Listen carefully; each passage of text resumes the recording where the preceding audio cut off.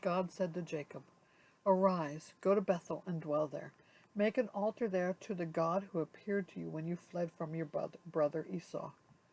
So Jacob said to his household and to all who were with him, "Put away your foreign gods that were among you and purify yourselves and change your garments.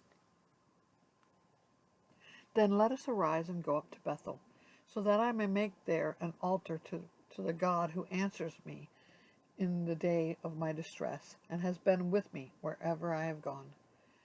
So they gave to Jacob all the foreign gods that they had, and the rings that were in their ears. Jacob hid them under the terebinth tree that was near Shechem. And as they journeyed, a terror from God fell upon the cities that were around them, so they did not pursue the sons of Jacob. And Jacob came to Luz, that is Bethel, which is in the land of Canaan, he and all the people who were with him. And there he built an altar, and called the place El Bethel, because there God had revealed himself to him when he fled from his brother. And Deborah, Rebekah's nurse, died, and she was buried under an oak below Bethel.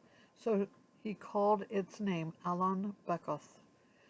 He appeared to Jacob again, and when he came from Padan Aram and blessed him, God said to him, "Your name is Jacob. No longer shall your name be called Jacob, but Israel shall be your name." So he called his name Israel. And God said to him, "I am God Almighty. Be fruitful and multiply. A nation and a company of nations shall come from you, and kings shall come from your own body.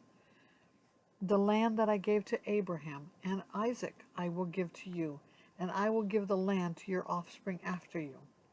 Then God went up from him in the place where he had spoken with him. And Jacob set up a pillar in the place where he had spoken with him, a pillar of stone. He poured out a drink offering on it and poured oil on it. So Jacob called the name of the place where God had spoken with him Bethel.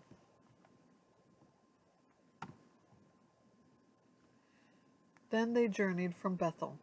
When they were still some distance from Ephrath, Rachel went into labor, and she had hard labor.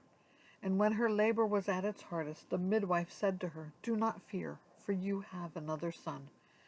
And as her soul was departing, for she was dying, she called his name Ben-Oni, but his father called him Benjamin. So Rachel died, and she was buried on the way to Ephrath, that is Bethlehem.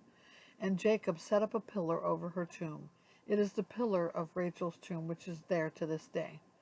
Israel journeyed on and pitched his tent beyond the tower of Eder.